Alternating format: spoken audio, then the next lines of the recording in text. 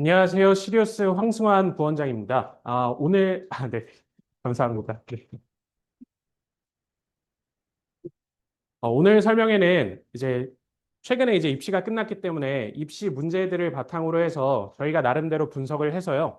영재학교 합격을 하기 위해서는 어떤 소양들이 필요하다라는 걸 정리를 좀 했습니다. 그래서 그 소양들을 어떻게 길러낼 건지 그 부분에 대해서 주로 말씀드리려고 하고요. 그래서 그 부분을 더 잘 길러내기 위해서 시리우스 수학도 신설하게 되었습니다. 그래서 그 수학 부분도 같이 설명을 드릴 예정입니다. 일단 목차를 한번 보시면요. 영재학교 대비를 위해서 그러면 어떤 능력이 필요한지, 그리고 시리우스 수학과 시리우스 과학에 대해서 말씀을 드리고요. 마무리로는 시리우스 학원 전체에 대한 얘기를 하면서 마무리하려고 합니다. 일단 첫 번째로 영재학교 대비를 위해서는 어떤 능력이 필요한가를 볼 텐데요. 그 전에 기본적으로 뭐 영재학교에 대해서 고민을 하고 계신 분들도 계실 수 있으니까 영재학교의 특징이나 장점에 대해서 간략히 말씀해 드리면요. 뭐 이미 알려진 정보들이라서 자율적인 교육 과정과 그다음에 무학년 졸업 학점제가 있고 그다음에 뭐 영재학교에 가게 되면 대학 수준의 심화 연구를 해서 기본적으로 대학 입시에는 유리하다. 이런 정보들은 많이 알고 계실 거예요. 그래서 뭐 서울이나 경기 같은 경우에는 정원의 50% 정도는 서울대 학교를 진학하고요. 그다음에 다른 영재학교들 같은 경우에도 35% 이상 정도는 서울대학교를 진행합니다. 그래서 그런 부분들에 대해서 충분히 장점이 있지만 저는 영재학교의 장점이 무엇이냐라고 했을 때 가장 뛰어난 장점이 인맥인 것 같아요. 사실 사람들이 살면서 어떤 학생들이 성장을 한다고 했을 때, 그 본인의 주변에 있는 친구들의 영향을 안 받을 수가 없거든요. 예를 들어서 좁은 우물 안에 들어있으면 그 친구도 당연히 좁은 범위 안에서만 성장을 할 수 있을 테고, 주변에 날고 긴다고 하는 친구들과, 그 다음에 평소에 본인 일에 대해서 굉장히 열정을 갖고 뭔가를 해내는 친구들과 함께 있다라고 한다면 성장하는 케이스 자체가 다를 겁니다. 그래서 실제로 영재학교에 가면 학생들이 서로 뭐 경쟁자로 의식하기보다는요, 기숙 생활을 하다 보니까 서로 협업하고, 부족한 건 도와주고, 그 다음에 어려운 게 있으면 질문도 하고, 그렇게 진행하는 것들을 볼 수 있고요. 실제로 영재학교를 졸업해서 뭐 대학교에 진학한다든지, 아니면 나중에 사회에 나와서 무엇인가 본인만의 일을 한다든지 할 때도 그 영재학교에 나왔던 친구들과 같이 협업을 한다거나, 아니면 그 친구들의 영향을 받는 경우들도 굉장히 많습니다. 그래서 뭐 정확한 케이스라고 볼 수는 없지만 어떤 친구들 같은 경우에는 실제로 영재학교에 가서 처음에는 어느 순간에 슬럼프가 오기도 하고 자신감이 떨어져 있거나 이런 순간들도 오게 될 거예요. 근데 그런 순간들에 친구들의 모습을 보면서 좀 배우기도 하고 실제 친구들이 어려운 건 가르쳐 주기도 하면서 그런 것들을 쉽게 극복해내는 친구들도 있습니다. 그러면서 저는 결과적으로 보면 영재학교에 가는 것 자체가 큰 성장이 되지 않나라고 생각하고요. 저는 영재학교를 나온 건 아니고 그 영재학교가 하나이던 시절에 한국과학영재학교만 있던 시절에 강원도에 있는 강원과학부를 나왔습니다. 그래서 거기 가서 공부했던 기억이 좋았던 추억 같아요. 스케줄을 말씀드리면 아침에 5시 50분에 깨우고요. 밤에 12시 반에 재웠던 기억이 납니다. 그래서 아침 7시 20분부터는 공부를 시키고요. 밤 12시까지 자습을 시켰어요. 그게 좋았다라기보다는요.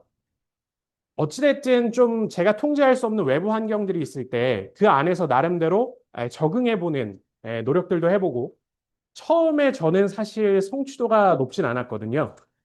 뭐 학생들에게는 하는 얘기니까 학부님들께도 들려드리면 제가 과학고에 입학할 때 뒤에서 4등이었어요. 그러니까 턱걸이로 들어간 건. 근데 그렇게 들어가다 보니까 선생님들이 관심을 가져주시더라고요. 입학하자마자 따로 면담을 하자고 하시더니 성적표를 보여주시면서 너는 과학고에 왔는데 조기 졸업하기가 힘들 것 같다. 열심히 해야겠다. 라고 얘기를 하시더라고요. 근데 나름대로 사실은 제가 있던 지역에서는 뭐 전교 1, 2등을 놓친 적은 없었기 때문에 새로운 충격이었던 것 같아요. 그래서 나름대로 그 안에서 열심히 공부하고 노력을 해서 뭐 졸업 등수가 그건 아니지만 가장 높은 등수를 찍었을 때는 4등까지 해봤습니다. 그렇게 해서 뭐 물리를 전공하게 되고 그 이후에도 나름대로 열심히 살고 있는데 결국에 그 경험이 저에게 줬던 건 뭐냐면 어떤 문제 상황이 와도 나름대로 해결할 방법은 있다. 그리고 내가 열심히 어떤 그 환경에 내가 원하는 태도로 열심히 임하는 자세로만 그 환경을 버텨낸다고 하면 충분히 극복할 수 있는 것들이 있다라는 것을 깨닫게 된 것 같아요. 근데 제가 가르치는 영재반 학생들도 결국에 영재고 대비반에서도 그렇고 영재고를 진학해서도 그런 경험들을 하게 되는 것 같습니다.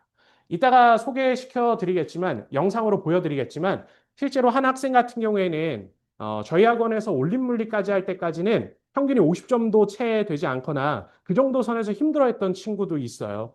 근데 그 친구가 영재학교에 대비반에 들어와서 부족했던 부분들을 하나씩 수정하고 그리고 본인도 그걸 극복해 나가면서 성취감도 느끼고 실제 영재학교에 들어가서 내신을 굉장히 잘 받아서 지금 이제 서울대에 진학한 친구도 있습니다. 그래서 그런 걸 보면서 이제 저도 느껴요. 영재학교를 준비시켰을 때 학생들에게 어떻게 해줘야 되겠는가? 학생들에게 동기부여가 되게 해야 할 거고, 그 다음에 그 동기부여된 학생들이 나중에 더 성장할 수 있게 그렇게 가르쳐야겠다라는 생각을 하게 되는 것 같습니다. 그래서 영재학교의 장점은 결국에 우수한 인맥도 있고, 본인의 뭐 어떤 삶의 가치관 같은 것도 정립할 수 있는 시기라고 봐주시면 되겠습니다. 그러면 기출 문제를 분석했을 때 영재학교 합격을 결정짓는 능력이 무엇이 있겠는가? 뭐 여러 가지가 있겠지만 간략하게 두 가지로만 추려봤습니다. 첫 번째는 현상을 모델링하는 능력이라고 표현을 했는데요.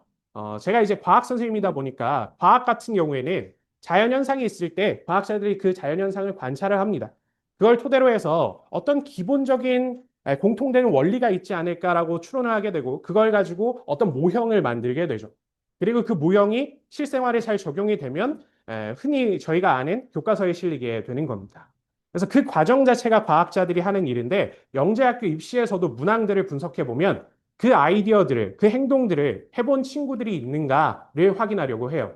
그 다음에 이제 두 번째로는 자료를 해석하고 추론하는 능력인데요. 과학자들이 어떤 모형을 설정했다고 해서 그게 항상 옳지는 않겠죠. 그래서 그걸 검증하는 것들이 필요할 텐데 그걸 바로 실험으로 하게 됩니다. 이렇게 되면 실험 데이터 분석을 한다든지 이런 것들이 필요하게 되고요. 지금은 이제 과학에서 말씀드렸었는데 결국엔 수학에서도 마찬가지예요. 원리를 가지고 수식이나 그래프로 표현한다든지 그 다음에 어떤 자료가 주어져 있을 때 그 자료에서 규칙성을 파악해내면서 수학적 원리나 결론을 도출해낸다든지 그런 것들도 이제 역시 필요하게 됩니다. 그래서 이런 그 영재학교 합격을 위한 능력들을 생각해 봤을 때 저희가 시리우스 수학을 신설할 수밖에 없었습니다. 두 능력은 과학에서만 필요한 것도 수학에서만 필요한 것도 아니에요. 그래서 수학, 과학에 공통으로 필요한 역량이 되는데 이 부분은 사실은 생각해 보면 한 학원에서 여태까지 진행하는 경우에도 공통의 목표를 잘 못 맞춰가는 케이스들이 있었습니다. 예를 들어서 수학의 리더가 있을 거고요. 그 다음에 과학의 리더가 있다라고 했으면 서로 생각하는 바가 좀 다른 경우들이 있어요. 학원 내부 사정상. 그러면 수학에서 이렇게 해줬으면 좋겠다라고 과학에 얘기하고 과학에서 이렇게 해줬으면 좋겠다라고 수학에 얘기하더라도 서로 반영이 잘 안 되는 경우들이 많았습니다. 실제로는요. 근데 저희는 기본적으로는 앞서서 어떻게 하면 영재학교에 합격시킬 건가? 그러면 그 필요한 능력치는 무엇인가라는 걸 정하고 시리우스 학원의 교육 철학은 무엇인가 이런 것들을 먼저 협의를 하고 공감을 이끌어낸 다음에 그 하에서 이제 수학을 신설한 거라서요. 그래서 결과적으로는 두 능력을 학생들을 공통적으로 보면서 최대한 키우는 게 목표다라고 생각해 주시면 되고 그래서 수학을 신설할 수밖에 없었습니다. 그리고 좀 더 얘기해 보면 보통 수학과학을 같이 하는 학원들에서 항상 얘기하는 걸 거예요. 수학과학을 같이 해야 이제 점수를 알 수 있다. 뭐 이런 얘기를 하게 되는데 같이 하더라도 아까 말씀드렸던 것처럼 리더가 둘이 되게 되면 서로 자기 거를 챙기기 바쁜 경우들이 많아집니다. 근데 이제 저희 학원 같은 경우에는 그런 개념은 아니기 때문에 뭐 예를 들어서 수학 선생님 입장에서도 이 학생이 화학 성적이 좀 부족해요. 나머지는 성적이 괜찮은데 화학 성적이 부족하다라고 하면 지금 시기는 화학을 챙겨야 될 시기다라고 말해줄 수도 있는 거고요.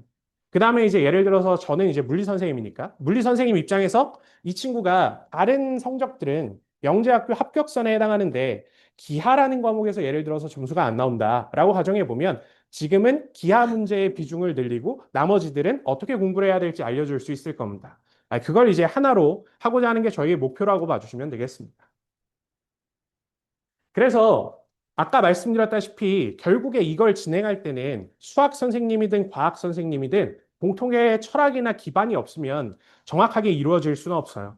그래서 저희의 기반이나 철학 같은 경우에는 항상 모델링과 자료 해석 추론 능력을 길러서 학생들을 성장시키는 데 이제 목표가 있다라고 봐주시면 될 것 같고, 그래서 결과적으로 보면 개념, 적용, 그리고 심화로 이제 단계별로 교재를 배치하게 되고, 그 공통의 수학과학의 동일한 논리 구성으로 이루어진 교재를 가지고 수업을 하겠다라고 봐주시면 되겠습니다.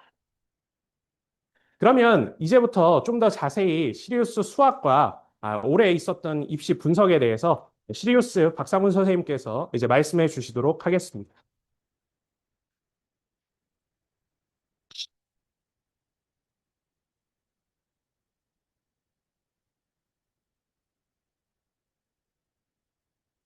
네, 반갑습니다. 네,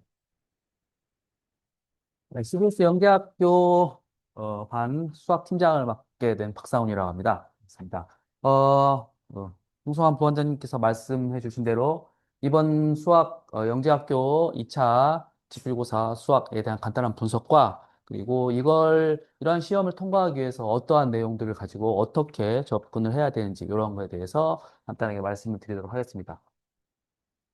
일단은 전체적인 최근의 영재학 입시 흐름에 대해서 좀 간단하게 설명을 드리면, 단순 선행 지식의 습득 여부 이런 것보다는 중등교육과정의 개념을 기반으로 하는 깊이 있는 창의적 사고력, 말이 되게 좀 어렵게 느껴지는데, 결국은 영재학교 시험은 2020년 11월 부터 고등교육 선행에 대해서 철저하게 배제를 해라 라고 이런 것에 집중을 해야 되기 때문에 결국은 중등교육이지만 사실 중등교육보다는 더 중요한 건 심화라는 부분이거든요.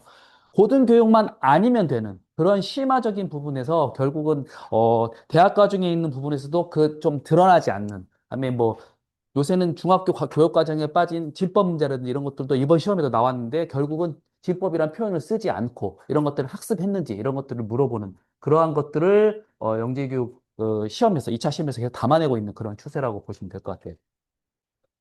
이렇게 나온 대로 선행 이론은 철저하게 배제를 했고요. 아예 선행에서 드러나게 나오는 미적분이나 뭐 지수로고 이런 것들은 배제를 해서 나오지는 않지만 중등 개념을 극단적으로 확장을 해서 즉 KMO에서 분류하고 있는 정수, 기하, 대수, 조합, 영역 기본 개념을 정말 옆으로 엄청나게 많이 확장을 해가지고 학생들이 얼마나 많이 그것들을 소화해내고 공부를 해냈는지 그런 거에 대해서 평가를 한다고 보시면 될 것 같아요. 그 다음에 대문항 중심의 유기적인 소문항을 설계하는데요. 어, 뭐 여기 나온 대로 단계적 빌드업 구조. 그러니까 1번에서는 쉬운 걸 물었고 2번에서 좀 더 어려운 거. 그걸 바탕으로 해서 3번, 4번에서 얼마나 이것들을 갖다 깊게 한번 고민을 할 수 있는지 이런 거에 대해서 점차 얘기하는 추세인데 요번에 이따도 말씀드리겠지만 통합형 대전, 대구, 광주, 세종, 인천 5개 학교의 그 통합형 문제는 요거를 조금 작년까지는 괄호 문제가 1번, 2번, 3번까지도 출제를 했는데 올해는 조금 다르게 1번하고 2번만 출제를 한 그러한 경향이 있어서 공동형 저희 통합형 문제는 조금 좀 다른 추세였던 것 같습니다. 그리고 열린 문항 및 다한 문항, 이렇게 여러 가지, 열린 문항이라는 것은 결국은 네 의견을 말해봐라. 여기서 너가 생각하는 걸 한번 설명해봐라. 이런 것들이죠. 사실, 문제 출제하는데 굉장히 선생님도 고민이 많았을 거고, 그게 채점하기가 되게 힘듭니다. 그 열린 문항 같은 경우에는 그 학생에 대한 이런 생각들을 다양하게 펼쳐져 있을 때 채점의 기준이라든지 이런 게 되게 어렵긴 한데, 영재학교 시험은 이런 것들도 출제를 계속 하고 있는 그러한 상황입니다. 그다음에 수학의 4대 영역이라고 하면 기하, 대수, 정수 조합인데요. 여기에서 기하 같은 경우에는 공식 대입을 단순한 공식이나 이런 걸 탈피하고 중등 심화 내용에 기반을 둔 논증 기하 문제가 주를 이루고요. 어떻게 증명을 해봐라. 증명을 해서 결국은 기하 문제가 서술형이 되면 구하여라 문제도 그 구하는 과정까지를 어떻게 접근했는지를 서술해야 되는 거기 때문에 논증, 즉 증명하는 거라고 볼 수 있고요. 그다음에 정수 대수는 대수식의 복잡성보다는 정수의 성질, 정수가 계속해서 지금 조금 더 강조가 되는 그런 상황이라고 보시면 될 것 같아요. 왜냐하면 대수 같은 경우에는 선행 여부가 명확하게 드러나는 부분이 있거든요. 3차 고차 방정식은 나오면 안 되고, 그다음에 아까 말씀드린 대로 미적분 나오면 안 되고 하기 때문에 2차 함수까지 정확하게 거기까지만 나올 수가 있어서 정수 내용은 고등 과정에 별로 없고 대학 과정에 뭐 수학 과를 지나가게 되면 정수론을 배우는 과정에서 드러나긴 한데 이거는 얼마든지 중등 과정으로도 설명이 가능하기 때문에 이런 부분들이 지금 좀 주요하게 지금 거론되고 있는 그러한 상황이라고 보시면 될 것 같고요. 조합 같은 경우에는 다양한 조건, 경로, 뭐 여러 가지 상황을 가지고 설명을 했을 때 그 상황에서 조합적인 수학적인 그런 것들을 떻게 찾아내고 이것들을 설명해낼 수 있는지 이런 것들에 대해서 초점을 맞추고 있다고 그렇게 생각하시면 될 것 같아요. 자, 그리고 이제 영재 학교 분별 스타일 분석을 간단하게 말씀을 드리면 서울과학하고 경기과학은 문항수 자체가 많지 않고 한 문항마다 깊이가 좀 많이 깊다고 할 수 있습니다. 정통 논증 스타일을 엄격하게 유지하고 물론 경기는 좀 단답형 문제도 같이 출제되고 있긴 한데요. 그런 서술 능력을 극한으로 평가를 하게 됩니다. 네, 한과형은 독창적인 가설 수립 및 탐구 역량에 가점을 주는 형태 정말 조금 한과형만의 스타일을 좀 계속 고집하는 그러한 상황이고요. 한과형 문제는 좀 학생들이 깊게 얼마나 많이 집중하면서 고민할 수 있는지 좀 이따도 말씀드리겠지만 네 문제를 3시간을 봐야 되는 그러한 시험이기 때문에 그런 것들을 계속해서 강조하고 있다고 보시면 될 것 같아요. 그리고 공동형, 통합형 학교들은 정말 단순하게 보시면 될 것 같아요. 중등 심화에 기반을 둔 경시형 문제 이렇게 생각하시면 될 것 같아요. 그렇지만 형태가 단순하다고 그래서 다른 학교보다 비교적 단순한 거지 문제가 쉽거나 금방 학생들이 풀어낼 수 있는 그러한 스타일은 좀 아니라고 공부를 많이 해야 되는 스타일이라고 생각하시면 될 것 같고요. 아까 원장님 말씀하신 대로 수학 기출에서 묻는 능력을 이 두 가지 현상 모델링과 자료 해석 추론 차원에서 말씀을 드리면 일단 요즘 추세는 뭐 서경환이 되게 이제 그쪽으로 런 형태로 많이 출제를 하고 있는데요. 서울경기 한과형이 긴 문안 형태의 조건이나 특수한 상황, 특정한 그림에서 수학적인 규칙이나 논리를 찾아내는 게 일단 선행돼야 되는 조건이고요. 그러한 찾아낸 여러 간 발견된 규칙이나 논리로 문제에서 요구하는 결론을 서술해내는 능력. 사실 학생들이 머릿속에 담겨 있는 거랑 서술해내는 거랑 굉장히 조금 괴리가 있는 학생들이 좀 있습니다. 저 수업을 할 때 보면 정답은 곧잘 내는데 과정을 써봐라 그러면은 그거를 잘 풀어내지 못하는 학생들도 좀 있고요. 이러한 것들을 얼마나 격차를 줄이느냐. 어차피 서술을 해서 그러한 과정들에 대해서 평가를 받기 때문에 그러한 것들을 같이 병행해서 찾아낼 수 있는 그러한 능력이 요구된다고 할 수 있습니다. 자, 이제 학교별로 기출문제 분석을 좀 해보도록 하겠습니다. 이번에 2차 시험에서 서울과학고는 특징이 크게 두 가지로 얘기를 드리자면 시간은 약간 증가했는데 문제별 변별력은 좀 증가, 난이도가 조금 올라갔다고 그렇게 보시면 될 것 같아요. 예전에는 그래도 조금 쉽게 접근할 수도 있고 있는 문제도 있었는데 이번에는 모든 문제가 1번 조합 문제 좀 빼고는 나머지는 상당히 좀 깊게 많이 고민을 해야 되는 그런 문제들이었고요. 보시다시피 영역별로 다양성도 유지하는데 조합이 좀 강점이 있었습니다. 세 문제이고 배점도 제일 높았죠. 72점. 기하가 제일 낮았는데요. 저는 기하 선생님으로서 좀 안타까운 점이긴 한데 그런데 보시면 문항당 배점은 이게 제일 높았습니다. 6점짜리. 조합이 5번짜리가 27점이었고요. 6번 28점. 결국 제일 어렵고 배점이 제일 높았던 문제라고 보여지고요. 그 다음에 이제 이런 것 있죠. 마지막 문제에선 상징성이 있습니다. 학생들이 마지막 문제는 어려울 것이다. 아무래도 그런 것들이 있어가지고. 그 다음에 앞에서 시간 조율을 잘 못하는 학생들은 6번 같은 경우는 사실 시간이 모자랄 가능성이 많이 있고요. 그래서 6번을 접근을 했냐 못했냐에 따라서 좀 변별력이 합격에 어떤 합격 여부에 큰 차이가 있을 수도 있다. 이렇게 말씀을 드리고 싶고요. 문항별로 좀 살펴보면 1번은 조합 문제입니다. 이거는 사실 좀 뭐 크게 학생들이 어려움을 느끼지 않았을 그런 문제이고요. 그냥 머릿속으로 구상을 해도 충분히 할 수 있었는데 저런 형태 저 지우개에다 써가지고 이렇게 돌려본 학생도 있다고 하는데요. 네, 뭐 어렵지 않게 접근할 수 있었을 것 같습니다.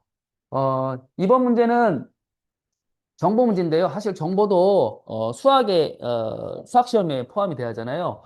수학 문제입니다. 수학 문제. 어머니들이 정보 공부를 따로 해야 되나요? 이렇게 말씀하시는데 요즘은 중학교에서도 이렇게 정보에 대한 내용을 조금만 접하게 되는데 접하기만 하면 그런 내용들은 조금씩이라도 접한 학생들은 크게 어렵지 않게 가장 중요한 건 수학적인 논리를 어떻게 찾았느냐의 문제지 정보를 얼마나 잘하느냐 못하느냐의 문제는 아니기 때문에 이거는 뭐 크게 변별력이 있거나 그런 문제는 아니라고 생각이 들고요.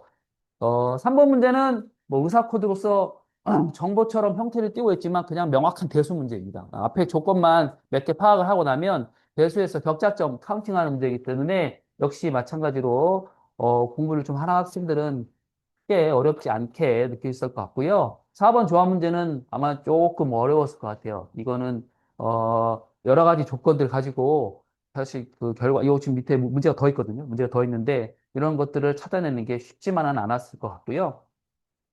자, 5번 문제도 역시 조합 문제입니다. 우주선의 주차 문제인데 2021년도에 서울과학부 기출문제 중에 희망 좌석 문제가 있었는데 그거랑 유사한 문제라고 보시면 될 것 같고요. 서울과학부는 좌석 문제를 좀 좋아하는 것 같은데 예, 이러한 그 조합 문제, 요거는 아마 변별력이 조금 있었을 조금 쉽지 않은 문제였을 것 같고요. 그다음에 6번 기하 문제입니다. 이건 사실 딱 문제만 봤을 때는 평행사변형이고 너무 빤하다 생각이 들어서 학생들이 야 이거 풀만 하겠는데? 라고 생각했다가 아마 굉장히 난감함을 느꼈을 수도 있는 그러한 문제입니다. 저도 풀면서 저도 똑같은 생각이었거든요. 뭐야 이게 쉽겠는데? 라고 생각이 들었는데 물어보는 게 상당히 많고요. 이게 사실 한 문제 같지만 FH 길이 구하고 ABJ 넓이 구하는 게 이게 조금 별도의 문제라서 시간도 상당히 많이 소요되고 이걸 풀어내기 위해서 단계적으로 접근해야 되는 사항들이 굉장히 많아서 아마 학생들이 처음에 이 문제를 풀려고 시도했다가도 좀 당황했을 그런 문제라고 생각이 들고요. 여기에서 제일 중요한 거는 요 넓이로서 BG랑 GC랑 CH가 같다는 걸 찾아내야 되는데 이러한 것들을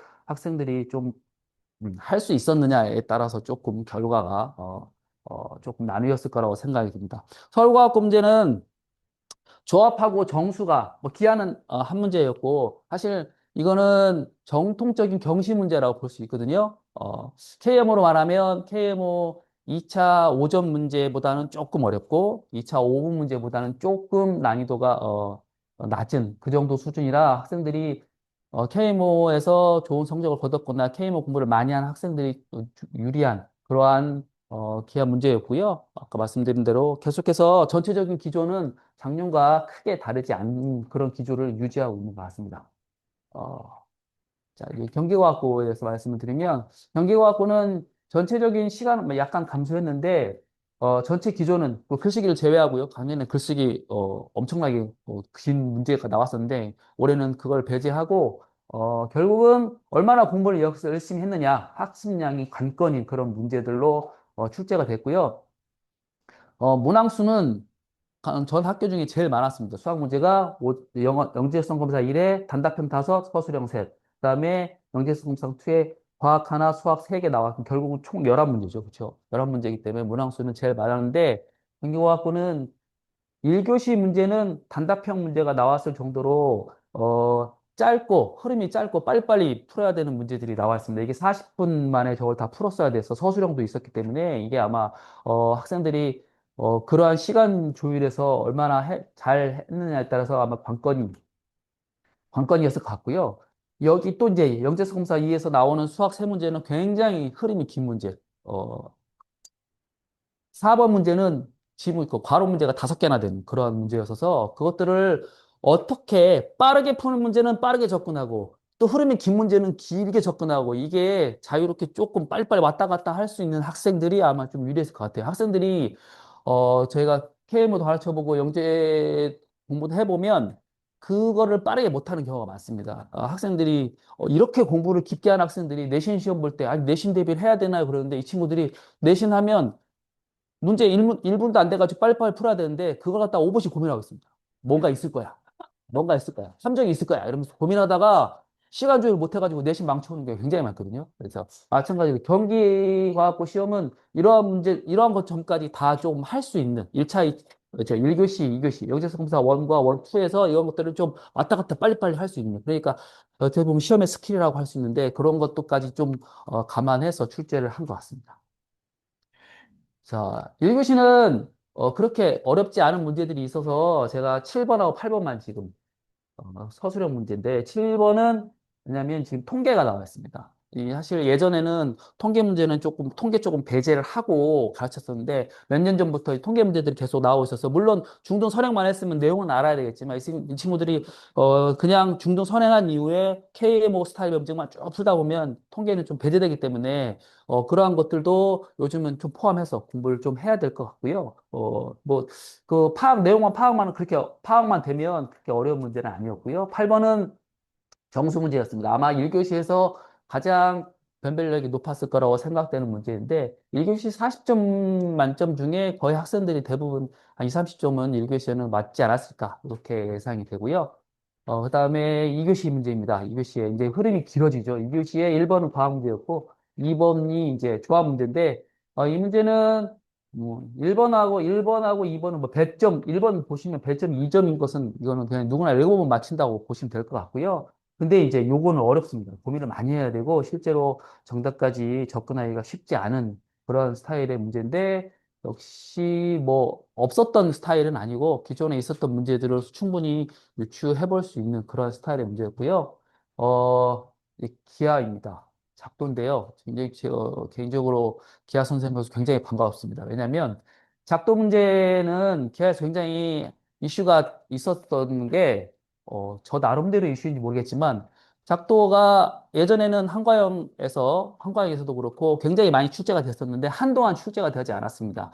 몇 년 전에 이렇게 종이접기 형태로 조금 제한된 작도들이 나와 있었는데 정통 작도죠. 컴퍼스하고 눈금 작도, 자로 작도하는 것은 거의 많이 거론되지 않았었는데 이번에 경기에서 기하 문제로 제일 배점 어, 크게 정통 작도가 나와가지고 되게 반가웠는데 사실 작도 문제는 내기가 조금 쉽지 않은 게 이런 형태로 작도를 문제를 내면 채점하기가 굉장히 어렵습니다. 작도는 방법이 너무 많기 때문에 그것들을 일일이 다 선생님들이 해보고 채점 이렇게 그려보고 해야 돼서 조금 약간 내기가 좀 두려운 문제들이 또 있는데 과감하게 출제를 했는데 1번 같은 경우도 마찬가지입니다. 1번 같은 경우도 제가 이제 수업 시간에 가르치는 내용인데요. 이거는 작도 문제는 아니죠. 증명 문제인데 이 내용하고 걔가 딱 같아가지고 요대로 작도를 하면 저기서 말한 요 그림을 그대로 그리면 저기서 말한 작도를 만족하게 되는 거거든요. 근데 이것뿐만 아니라 뭐 아르키메데스의 그런 원리라고 하는데 아르키메데스 정리를 사용해도 되고 단순하게 작도를 해도 되고 굉장히 많은 방법이 있는 그러한 작도 문제고 그걸 통해서 1번과 2번, 3번까지 해낸 다음에 4번은 이거를 3번까지의 내용을 가지고 접근해야 되는 그러한 힌트를 가지고 100점 시점짜리 문제인데 근데 이거 역시 이제 요 문제도 제가 수업 시간에 가르치는 문제인데요. 거의 유사한 문제입니다. 쟤는 여기는 요 A, D와 평행하게 해가지고 넓이를 이등분하라고 했는데 이건 있는 문제죠. 기존에 이렇게 수를 그어가지고 이 수선과 평행하게 그러니까 수선을 그어서 A, D, C의 넓이를 이등분하는 걸 작도하여라 이런 문제인데 이런 모형의 문제들을 보시면 충분히 어떠한 내용이든지 학습을 해서 충분히 접근을 할 수 있는 그러한 문제들이었다. 이렇게 보시면 될 것 같아요. 그 다음에 이제 4번 문제인데요. 이거는 대수 문제입니다. 대수 문제인데 한 문제이거든요. 아까 말씀드린 대로 괄호가 5개인데 이게 이제 폐유수열 포드원이라고 해가지고 학생들이 사실 뭐 어지간한 영재고 준비하는 학생들이면 접해봤을 문제입니다. 요 그림은 좀 이따가 말씀드리겠지만 한과형 기하 문제에서 나왔거든요. 근데 이 포드원이 경기과학고에서는 대수 문제로 나왔고 한과에서는 기하 문제로 나왔습니다. 뭐 이렇게 같은 해에 같은 그림이 다른 학교에 나오는 게 흔치 않은 일인데 물론 사전에 절대 협의는 하지 않았을 거라고 생각이 들고요. 우연히 이렇게 들어갔을 거라고 생각이 듭니다. 이거는 뭐 당연히 질문이 많기 때문에 그것들을 해결하는데 굉장히 시간이 많이 좀 소요됐을 것 같고요. 그렇지만 뭐, 이러한 내용, 이 포도원 같은 경우에는 학생들이 그렇게 어렵지 않게 접근을 할 수 있었지만 마지막, 이 표현 증명하는 것까지는 뭐 쉽지 않았을 거라고 생각이 드는 그러한 문제들이었습니다. 아까 말씀드린 대로 경기는, 어, 영재성검사 1과 영재성검사 2, 이 두 좀 다른 유형의 단답형, 빠르게 풀어야 되는 문제와 깊이 있게, 논증해야 되는 문제들 사이에서 균형을 유지하는 게 가장 관건이었을 거라고 생각이 들고요. 자, 이제 한과형 보겠습니다. 한과형은, 어, 좀 자극적으로 적었는데요. 모델링 및 자료 해석의 능력을 보는 정말 끝판왕 같은 문제들입니다. 3시간 동안 4문제를 풀어야 되는, 뭐, 계속해서 같은 기준을 유지하고 있어서 당연히 예측은 했지만, 역시 얼마나 많이 그 문제에 깊게, 함대당 45분이거든요. 함대당 45분이면 사실 학생들 수업해보면 45분 견디지도 못하고 화장실 가겠다고 뛰쳐나가는데 45분 동안 집중해서 한 문제를 계속해서 풀어야 되는 게 이게 쉽지 않기 때문에 이런 것들을 얼마나 많이 해낼 수 있느냐 이러한 것이 좀 관건이었을 것 같고요. 정말 한과형은 문항수미 배점이 간단합니다. 심지어 배점도 없습니다. 배점도 나와 있지 않고요. 한과형은 유일하게 경쟁률도 발표 안 하죠. 제가 듣기로는 우리나라 입시에 고등 입시, 대학 입시 통틀어서 경쟁률을 발표 안 하는 학교가 유일하게 한과형 하나라고 하더라고요. 예. 그래서 좀 많이 베일에 가려져 있는 그런 학교라고 보시면 될 것 같아요. 한과형 문제 1번인데요. 기하 문제입니다. 되게 복잡해 보이죠. 막, 뭐, 이거 파이프, 괜히 쇠파이프 얘기를 하는데 쇠파이프는 아무런 관련이 없고요. 그냥 원과 원이 접해 있다면 얘기할 것 같은데 학생들한테 이런 식으로 해가지고 논리로 접근하는 방법을 찾아내라 그러는데 뭐 크게 어렵진 않았습니다. 1번 같은 경우에는 누구나 다 한과형을 보는 학생이면 한과형이 들어가서 공부를 하고 싶은 학생이면 누구나 다 맞춰야 되는 문제인데 3번은 조금 시간이 좀 소요되는 문제였었어요. 자기가 확신이 없으면 이게 지금 n이 3까지 계산을 해내가지고 찾아내야 되는 문제인데 45분 동안 충분히 할 수 있다. 빠르게 접근해가지고 풀어낸다고 하면 크게 어렵지 않았을 문제고 뭐 제가 가르치는 학생도 이 3번 이 문제는 뭐 어렵지 않게 풀었다고 하고요. 1번 문제는 그래서 오히려 좀 쉬워서 변별력이 없었을 것 같고 2번 문제는 대수 문제입니다. 사실 한과형은 공통수학 1, 그러니까 고등학교 1학년 1학기 과정이죠. 공통수학의 어, 고차 방식 빼고 2차 함수까지가 엄청나게 좀 심화된 학습을 좀 필요로 한 그러한 내용이에요. 사실 3차 이상 더 나올 수가 없기 때문에 대수 문제에서 2차 함수, 2차 방정식에서 어, 영역을 영역을 나눠가지고 푸는 문제들을 아주 세세하게 할 수 있는지 그것들을 깊게 물어보는 문제이고요. 아마 시간은 소요되지만 역시 이번도 그렇게까지 어렵지는 않은 그러한 문제였을 거라고 생각이 들고요. 3번. 네, 3번이 사실 가장 변별력이 있을 만한 문제였다고 생각이 들고요. 3번은, 조합 문제인데, 뭐, 뭐, 일단 오랫동안 고민하고 이것들을 찾아내는 그러한 문제라고 보시면 될 것 같아요. 4번 문제는, 사실 저는 좀 실패한 문제라고 생각이 드는데, 선생님들이 거의 대부분 이거는 푼 학생이 거의 없을 거다라고, 얘기하는 문제고, 제가 가르치는 학생도 굉장히 잘하는 학생인데 4번 문제 1번 정도 접근하고 힘들었다고 하더라고요. 이거 사실 복기도 되게 힘들었던 문제고.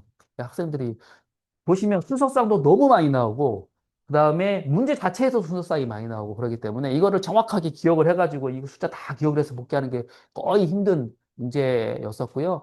정답에 접근하는 학생도 아마 별로 없지 않았을까 생각합니다. 그래서 사실 4번은 변별력이 그래서 별로 없다고 생각이 들고 2번하고 3번에서 변별력이 조금 두 문제에서 크게 합격 여부가 갈리지 않았을까 예, 그렇게 생각입니다.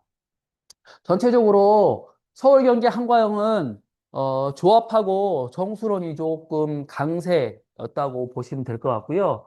어, 알고리즘 문제, 그러니까 정보 문제가 출제가 되면 어머님들이 정보에 대해서 좀 걱정을 많이 하시는데 결국은 수학이다라고 생각하시면 될 것 같아요. 수학에 힘을 실어서 하면 수학적인 능력이 있으면 정보 문제라고 하면 또 크게 어렵지 않게 접근할 수 있기 때문에 정보에 대한 걱정은 크게 안 하셔도 될 것 같은데 정보는 영재고 가서 걱정을 하셔야 됩니다. 영재고에서는 정보가 굉장히 좀 크게 그 학습에 있어서 작용을 하기 때문에 근데 그거는 이제 합격한 이후에 대비해도 충분하기 때문에 그때 가서 정하셔도 될 것 같아요. 자, 그 다음에 이제 마지막으로 통합형 보도록 하겠습니다. 대전, 대구, 광주, 세종, 인천은 지금까지 작년까지는 각 학교별로 문제 풀을 한 12개 정도 만든 다음에 그중에서 7개에서 6개, 7개, 8개 이렇게 선택을 해서 풀게 하는 그런 스타일인데 올해 갑자기 전격적으로 바뀌었습니다. 모든 학교가 다 똑같이 나왔습니다. 5개 학교가. 사실 좀 깜짝 놀랐는데, 사실 왜냐면, 이게 되게 조금, 좀, 논란이 될 수가 있거든요.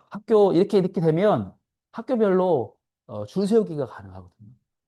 딱 몇 점이면 이 학교 가고 이 학교 못 가고, 이렇게 되면 학교별로 서열이 5개 학교가 딱딱딱 세워질 수 있어서 굉장히 조금, 그런 면에서 좀 위험할 수 있는데, 일단은 뭐 이렇게 돼서 내년도 이렇게 나올지는 잘 모르겠는데, 학생들이 이렇게 되면서 또 학생들은 또 당황했을 겁니다. 왜냐면 7개, 6개, 8개 정도를 마음속으로 생각을 하고 시간도 똑같았는데 열 문제가 나온 거죠. 그러면 학생들은 문항수가 많아졌기 때문에 당황했을 거고요. 얼마나 타임, 타임어택입니다. 타임어택. 제한된 시간에 한 문제당 10분 가지고 이거를 풀어내야만 하기 때문에 이것들에 대해서 그래서 아까 말씀드린 대로 괄호 문제를 3문제까지는 안 내고 문항별로 2문제만 낸 것 같아요. 이런 것들을 조금 감안을 해서 한 건데 괄호 문제라는 것은 어차피 앞에 풀면 뒤에 거 쉽게 접근할 수 있고 또 뒤에 거 쉽게 접근할 수 있어서 그런 부분보다는 결국은 문항수가 늘어났다라고 해가지고 학생들이 제가 가르치는 학생들도 굉장히 당황했다고 하고 그리고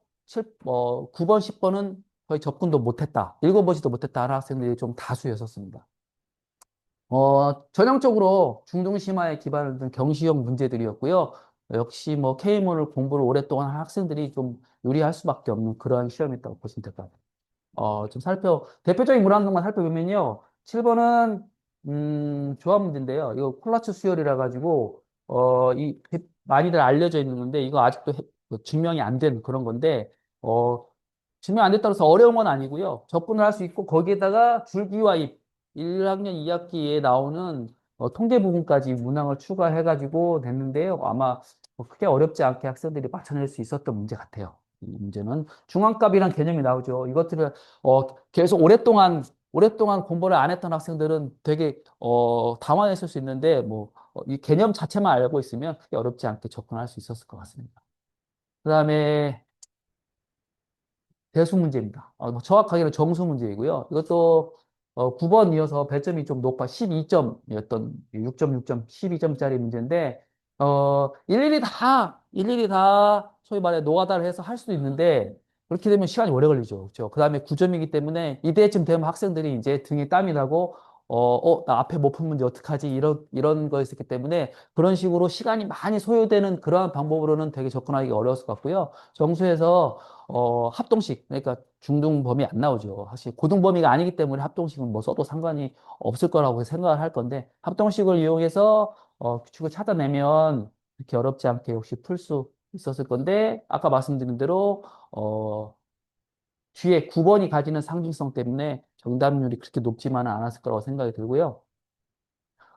기하 문제입니다. 기하 문제가 3문제 나왔는데, 2번, 5번, 9번 이렇게 3개가 나왔습니다. 이게 어 작년에도 그랬는데 원래 영재학교 시험은 기하 문제에서 그림이 나오는 게 어떻게 이렇게 암묵적으로 합의된 상황이었거든요. 영재학교 시험 문제 기하 그림이 나온다. 그래서 KMO랑 스타일이 다른 거는 KMO는 기하가 그림이 안 나오고 그려서 풀어야 되고 영재학교 시험은 그림이 나온다. 이렇게 명확한 어떻게 좀 구분점이라고 생각이 됐는데 작년에 그림이 없는 문제가 하나 나왔거든요. 아주 근데 모든 학교에 나오진 않고 두 학교에서 선택한 문제가 그림이 없었는데 작년에만 있었던 거 현상 아닌가 했는데 올해 지금 기하가 3문제 중에 2문제가 그림이 없었습니다. 그림이 없었고 이 문제 같은 경우에는 지금 그림이 이렇게 문제 있는데 이거는 제가 가르친 학생이 갔다 와서 자기가 그림 문제입니다. 저기를 하면서 복귀하면서 자기가 그려서 준 문제 이렇게 나왔습니다. 선생님이 준 문제인데 이게 그림이 없으면 기본적으로 난이도는 뭐 엄청 많이 상승하고요. 학생들이 시각적으로 보였을 때, 아, 이건 이런 문제네 하고 바로 떠올릴 수 있는데 그림이 없으면 자기가 그림을 그리면서 해야 되는 그러한 상황이기 때문에 난이도가 상대적으로 높아지고, 그다음에 이거 그림이 없을 수밖에 없는 게 이 문제에서는 지금 수설을 내렸을 때 무게중심과 이 Z가 같은 점이라는 것을 본인이 찾아내야 되는 그런 문제거든요. 그림으로 딱 주어졌을 때 같게 딱 주어지면 그 문제에서 요구하는 그런 부분들이 좀 상쇄되는 그런 문제라서 그림이 처음부터 그림이 없는 걸 생각하고 출제한 것 같아요. 이 문제가 14점이었거든요. 100점 만점 중에 14점, 배점이 제일 높았던 문제입니다. 그래서 난이도도 거기에 맞게 좀 상당히 높은 문제라고 생각하시면 될 것 같고요. 전형적인 경시 스타일의 문제에서 요거의 합이 이거 같다는 것을 알고 있는 학생은 쉽게 접했을 텐데, 그거를 모르고 그냥 시험 시간에 그림 그려가지고 접근하려고 하는 학생이면 굉장히 좀 어려움을 겪었을 거고, 아까 말씀드린 대로 10번이기 때문에 여기 이전에 이미 학생들 멘탈이 터졌을 거기 때문에 아마 상당히 어려웠을 거로 생각이 듭니다. 자,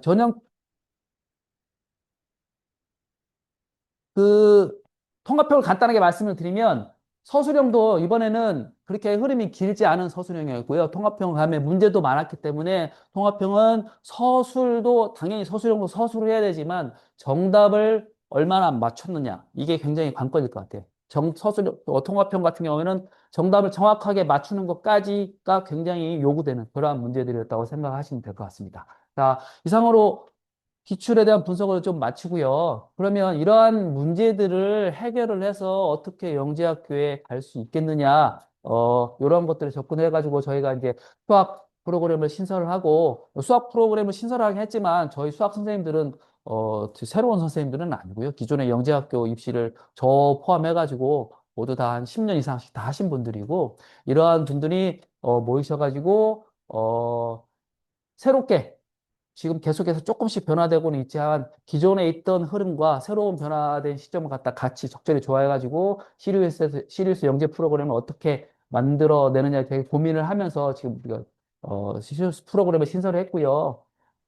일단 가장 중요한 특징은 당연히 교재겠죠. 정규 교재 워크북인데 지금 뭐 정규 교재는 지금 거의 이제 완성이 돼가지고 좀 있으면 이제 마무리되는 상황인데, 저희는 정규 교재는 좀 이따가 더 자세히 말씀드리고 워크북 시스템을 도입을 할 겁니다. 워크북이라는 게 왜 그러냐면 영재고 입시를 어머님들이 이제 생각하시기에 한과형 스타일 문제나 이런 문제들은 오랫동안 고민해야 돼서 그런 문제들을 1년 내내 풀어야 되지 않느냐 그런 생각을 하실 수 있는데요. 결국은 수학적인 내용이 기반이 돼야 되고 쉬운 문제를 빨리 풀 수 있는 학생이 어려운 문제도 오랫동안 고민을 할 수 있습니다. 어려운 문제는 결국은 쉬운 문제들이 여러 개 그 내 포함이 돼 있다고 생각하시면 될 것 같거든요. 아까 기하 같은 문제도 보면 단계별로 해결해야 될 것들을, 아, 이거는 이거고 이거 되네, 이거는 일직선이기 때문에 요런 것을 발견해서 이 다음에 가계 이동우선이기 때문에 길이의 비가 나오네, 이런 것들을 계속해서 한 단계 한 단계 한 단계 넘어가는 것은 그 쉬운 이론들, 그다음에 경시의 기본이 되는 이론들이 머릿속에 딱 받쳐져 있어가지고, 영화 같은 데 보시면 이렇게 막 떠오르는 걸 막 갖다 쓰잖아요. 이렇게. 그러한 것들이 머릿속에서 이렇게, 돼야 되는 그러한 것들이 요구되기 때문에, 그러한 점들을 워크북을 통해서 계속 어려운 문제만 풀면 아까 말씀드린 대로 한 시간 내내 한 문제. 어떤 학생들은 선생님 시간 좀 더 주세요. 시간 좀 더 주세요. 이렇게 1년 내내 문제 풀려면 시간 좀 더 주세요 하거든요. 근데 저는 그렇게 반문을 합니다. 너 시험장에 가서 시간 더 달라고 그럴래? 그렇죠? 왜냐하면 제한된 시간에 풀어야 되는 게 가장 핵심이거든요. 그래서 그런 것들을 1년 내내 좀 시킬 거고요. 위클리 테스트, 복습이 되게 중요합니다. 영재학교 문제는 오히려 저는 복습이 훨씬 더 중요하다고 생각이 들어요. 다양한 문제들, 정말 접근 하나도 못 해봤는 너무너무 새로운 문제가 출제되는 것 같아 보이지만 그렇지 않습니다. 범위는 굉장히 넓은데 기존에 공부했던 내용들이 다 이렇게 융합해서 나오기 때문에 그것들을 한 번 했을 때, 대신에 너무 범위가 넓기 때문에 이것들을 공부했는데 까먹고 공부했는데 까먹고 공부했는데 까먹고 그러면 그 다음 단계로 나가는데 엄청나게 어려움을 겪을 수 있어서 얼마나 많이 공부할 때 소화를 했느냐, 이것들을 되게 중요한 관건이라서 복습이 되게 중요하고요. 이것들을 위클리 테스트를 통해서 계속해서 점검을 해 나갈 거고, 그다음에 정기평가를 통한 반편성 중요하죠. 사실 동기 부여되지 않으면 1년 내내 이렇게 학습량을 끌고 가기가 쉽지 않아서 그런 부분도 조절을 할 거고요. 그다음에 담임제를 통한 성적 및 입시 관리, 주담임을 한 1월 정도에 선정을 해서 그 학생이 담임이 바뀌지 않게 쭉 입시 때까지 쭉 그 학생의 여러 가지 상황을 체크를 하고 할 수 있게 그렇게 할 예정입니다. 그다음에 질문 질의응답 중요하죠. 학생들이 모르는 걸 바로바로 해결할 수 있게. 단톡방을 활용해서 즉각적인 질문 답변. 아, 이거 답변하라면 되게 위험한데 어떤 학생들 저 3시 반에 또 질문하고 제가 3시 반까지는 질문을 받아준 적이 있는데 전 그래서 2시 이전까지만 해라 이렇게 얘기를 하고 있습니다. 학생들이 바로바로 생각나면 질문할 수 있으면 좋은데 그러기 쉽지 않고 그러면 공부 좀 진짜로 제대로 하는 학생들이면 계획적으로 하는 학생들이면 그런 질문들을 좀 모아놓고 나중에 하고 놓으면 질문할 텐데 이 친구들은 정말 정말 정리라는 거 잘 안 하잖아요. 그래서 그때그때 해결해 주지 않으면 그것들이 바로바로 지나가 버리기 때문에 이런 것들 최대한 좀 해결이 될 수 있도록 할 예정입니다. 그 다음에 이것들은 당연한 것들, 관리, 전반적 입시 관리를 할 거고요.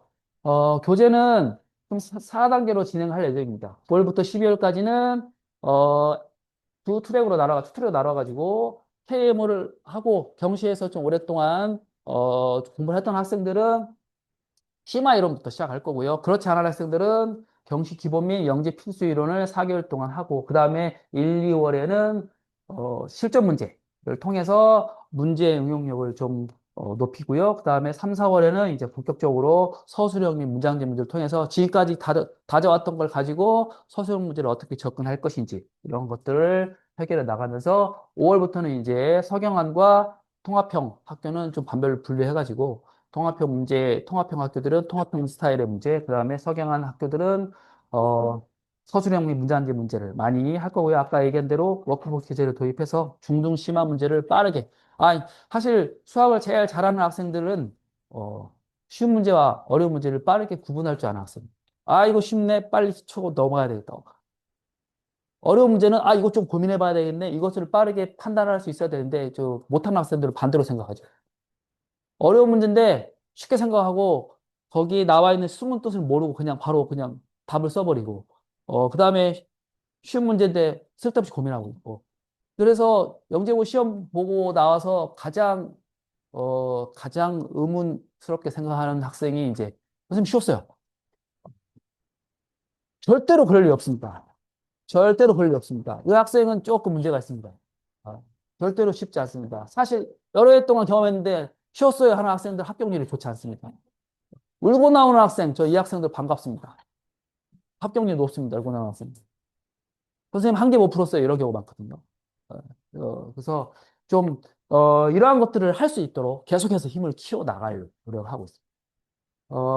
시리우스 영재수학 연가 로드맵인데요. 8월에 개강하는 반은 기출문제를 통해서 학생들이 어떤 스타일의 문제가 나오는지, 그래서 어떻게 접근해야 되는지, 거기에 필요한 이론들을 조금 접근을 할 거고요. 9월부터 아까 말씀드린 대로 7월까지 교재를 통해서 공부를 해 나갈 거고요. 그 다음에 8월에는 이제 캠프 수업을 하면서 특강은 겨울에는 1, 2월은 방학 때 기출문제로 통해서 기출문제 이제 굉장히 기출문제 중에서 이제 조금 시간이 많이 소요되는 문제들을 방학 특강을 통해서 좀 해결을 할 거고 그 다음에 3, 4월, 5, 7월 때도 문제 양을 좀 늘려야 되기 때문에 특강을 좀 진행을 하고 그 다음에 2학기 때는 생기부 내용으로 반 담임제를 통해서 학생 관리를 시작을 하고요. 그다음에 1, 2월에는 주담임을 선정을 해서 본격적인 관리에 들어가고 3, 4월에는 자소서 완성, 다음에 지원학교 상담하고 5월에는 학부모 상담하고 원서 접수 상담까지 해가지고 입시를 성공적으로 마무리하는 이런 로드맵을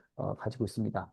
자, 이제 시간이 좀 됐는데 일반적인 내용, 어머니들이 이제 수학 공부, 영재학교를 보내기 위해서 어떻게 수학을 공부시켜야 되느냐 얘기를 하시는데 제가 오랫동안 가르쳐 보면서 좀 느낀 것들을 좀 적어봤습니다. 일단 가장 중요한 거는 그 문제에 어떻게 접근하냐 이런 것보다는 수학적인 사고가 가장 기본입니다. 그래서 유형은 다를 수 있죠. 아까 말씀드린 통합형과 서울형, 경기형, 한과형 여기 문제 유형은 다를 수 있지만 결국은 수학이에요.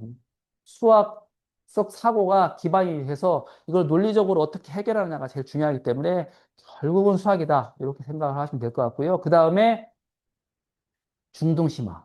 어머니들이 중등 심하면 어머니 영재고 시험 어려운데 왜 중등이죠 하는데, 사실 말이 중등이고요. 중요한 건 심화입니다. 심화. 여기 썼는데 고등이 아닌 심화. 고등만 아니면 선행이 아니기 때문에 문제 출제될 수 있습니다. 그래서 배수는 아까 말씀드린 대로 2차 함수 정도까지가 좀 제한적인데 조합 기하는 무제한입니다. 고등의 기하가 없기 때문에 고등에 나오는 기하는 중등 기하가 좀 다른 그냥 쌍곡선 타원 그리고 입체에서의 정사형 문제 요것만 빼면 사실 거의 다 중등이라고 할 수 있기 때문에 기하 그다음에 조합도 마찬가지죠. 조합은 이거 중복조합이 고등 범위 아니냐 세면 되는데요.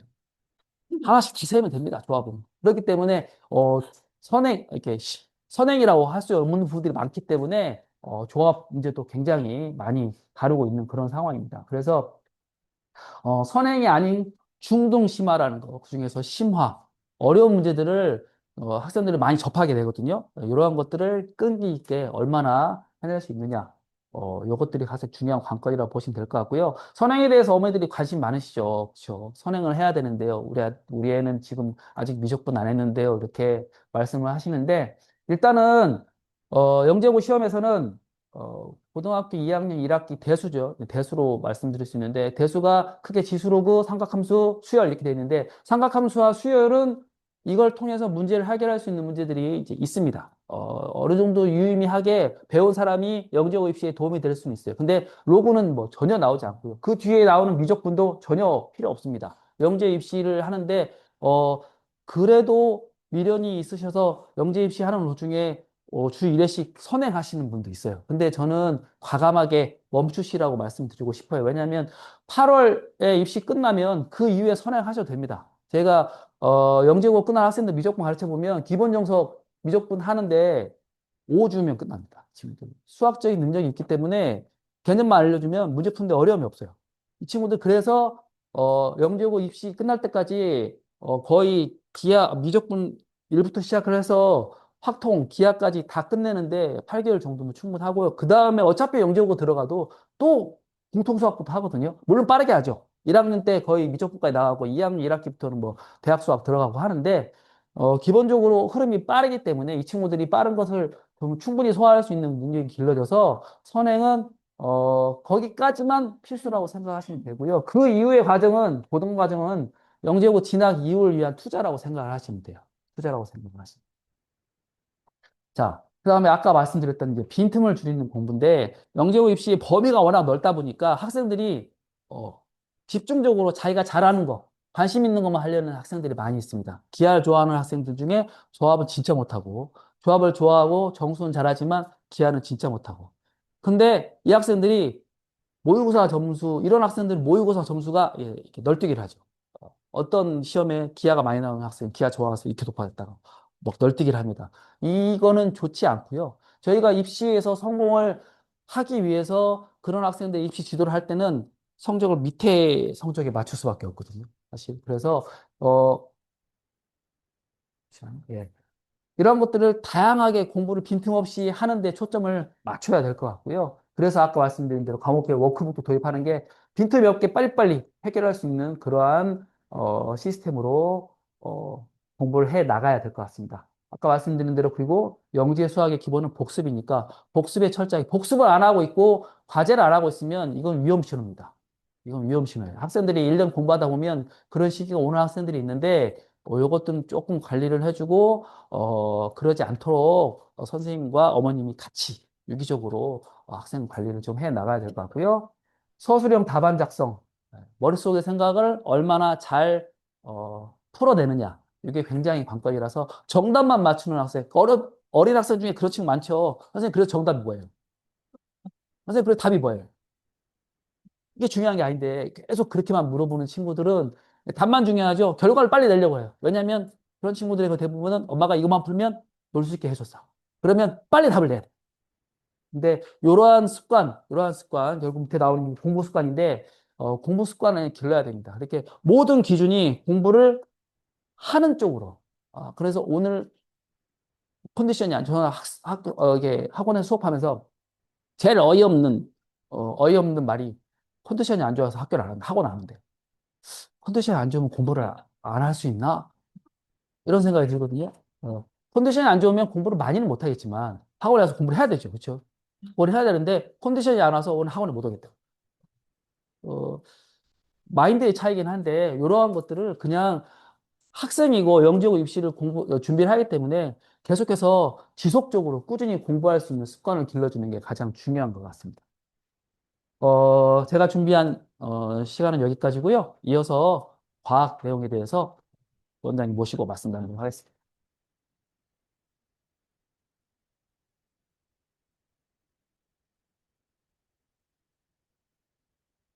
네.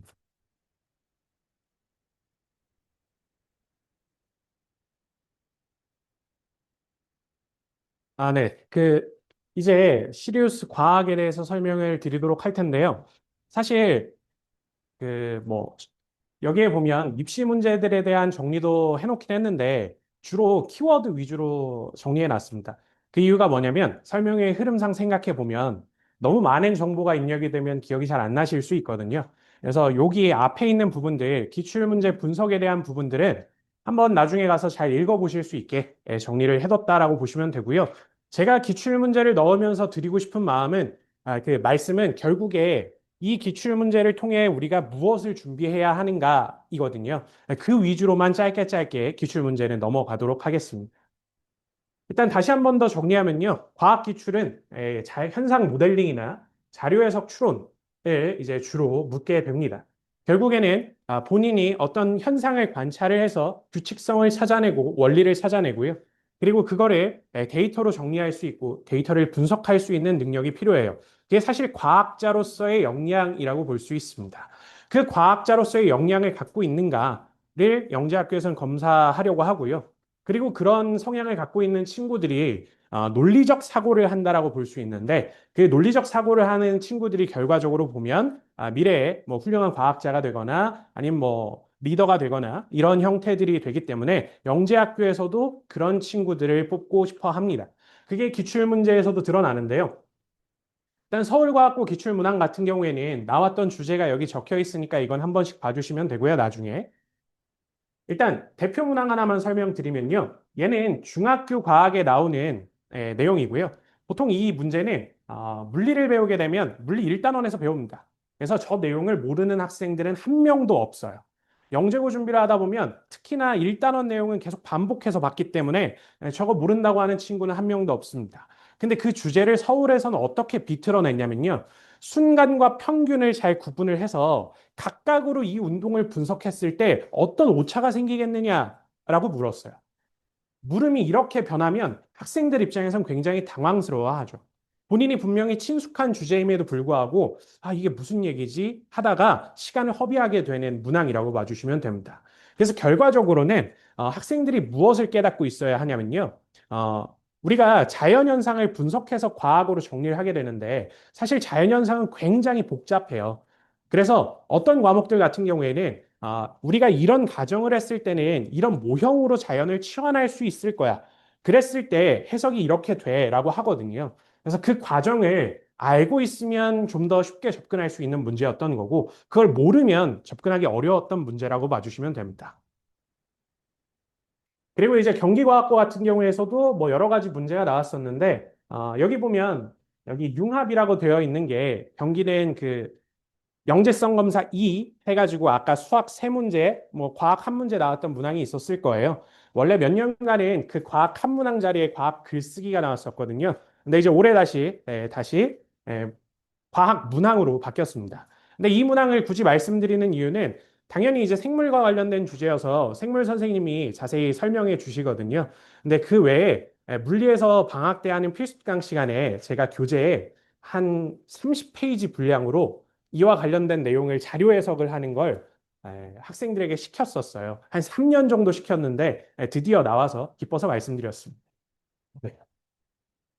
그러면 이제 간단하게 이제 기출문항 중에 분석을 해보면요. 이거는 영재성 검사 1 문제여서 되게 복잡한 문제는 아니기도 하지만 그 문제라고 할지라도 과학에서 말하는 변인에 따라서 결과가 어떻게 될 것이냐. 결국에 그런 모델링하는 능력도 필요하고요. 그걸 이제 그래프로 표현하거나 하는 분석력도 필요한 문제가 나왔었다라는 말씀을 드리고 싶었습니다. 그리고 한국 같은 경우에는요, 뭐 여러 가지가 있는데 그중에 뭐 한 가지를 말씀드리면 실제 실험을 주고요. 그 실험에서 생길 수 있는 오차를 분석하래요. 그리고 오차를 분석한 다음에 그럼 오차를 어떻게 해결할 수 있겠느냐? 너가 해결할 수 있는 실험을 재설계해봐라. 이런 형태의 문제들이 나왔습니다. 그러니까 결국에는 과학자들은 어떻게 생각하겠니? 혹은 아니면 너가 영재학교 준비하면서 실험과 관련된 고민들을 얼마나 많이 했니? 이런 내용을 보고자 한다라고 생각해 주시면 될 것 같아요. 그래서 보시면 뭐 문제 상황 같은 경우에 요거는 생물 문제를 실어놨지만 뭐 역시 데이터를 주고 그걸 가지고 뭐 계산하는 문제도 들어있고요. 그다음에 그 과정 속에서 이제 뭐 신장과 관련된 구조에 대한 모델링도 할 수 있어야 되는 문제였다라고 봐주시면 됩니다. 그리고 공동출제학교 같은 경우에는 물화생지가 각각 세 문항씩 출제가 됐고요. 기존에는 학교별로 그 소문항 배점이 조금씩은 다르고 인천 같은 경우에는 뭐 생물 문제나 화학 문제 같은 경우에 별도로 출제하는 문제들도 있었어요. 근데 이번 입시에서는 그게 사라지고 모든 학교들이 다 동일하게 문제를 출제했다라고 생각해 주시면 됩니다. 이 중에 이제 제가 선택한 대표 문항 같은 경우에는 석등 그뭐 옛날에 이제 만들어 놓은 석등 같은 게 있잖아요. 그게 이제 시간이 지나면서 풍화가 일어나게 되는데 그와 관련된 이제 문제를 학교에서 출제를 했어요. 근데 이게 굉장히 복잡한 현상임에도 불구하고 우리가 이걸 어떤 가정을 해보면 이런 공식을 적용해 볼 수 있을 것이다라고 문항에서 설명을 해줬거든요. 결국엔 그 모델링을 잘 따라간 친구들이 계산도 하고 뭐 그래프도 그리고 해석할 수 있게 하는 문항이 출제되어서 말씀드린 겁니다.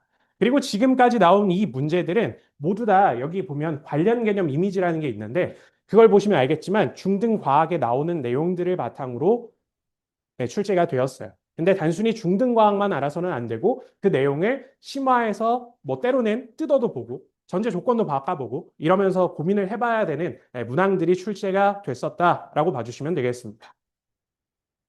그래서 정리를 다시 해보면 영재학교 인재상의 본질을 한번 생각해 보면 현상 모델링을 할 줄 알고 그다음에 자료 해석이나 추론을 할 줄 아는 학생을 뽑겠다. 논리적인 학생을 뽑겠다라는 겁니다. 그러면 이거에 바탕이 되어서 시립수학원 교재도 이제 만들어야겠죠. 그래서 자연현상을 당연히 수학, 과학적 언어로 직접 번역해낼 수 있도록. 근데 이거를 단순히 한번 해봐 해서 학생들이 성장하지는 않거든요. 교재에서 설명하는 방식도 그렇게 이루어져야 되고요. 때로는 문제를 풀 때도 그 방식으로 접근을 해야 됩니다. 그래서 그 부분들이 녹아져 있게 교재를 설계하고요. 그 다음에 데이터를 많이 준 다음에 그 데이터를 통해서 결론을 도출할 수 있는 그런 형태의 문항들도 저희가 실어두게 됩니다. 물론 단순히 이것만 하는 건 아니고 기본적으로 개념이나 그리고 개념과 관련된 문항들도 충분히 연습을 시키면서 이 내용들을 진행한다라고 봐주시면 되겠습니다. 요거는 이제 잠깐 이제 주의 환기를 하려고 하는데요. 그래서 시류학원 교재의 구체적인 내용을 보여드리기 전에 여러 가지 뭐 사건들을 좀 정리해 보면서 여러 가지 사례들을 보면서 왜 교재가 이렇게 바뀌어 왔냐라는 것들을 좀 설명드리려고 하는데요. 23년도에 이슈가 있었던 주제예요. 고등학교 학생이었고요. 학교에서 내신이 좋았다고 했었습니다. 근데 고등학교 문제 중에 이거는 이제 그 학생 기사에 나왔던 건데 뭐 전자기유도라고 부르는 중학교 3학년에 나오는 개념이에요. 근데 그거와 관련해서 흐르는 전류의 세기를 크게 하는 방법을 한 가지만 서술하시오라고 되어 있습니다.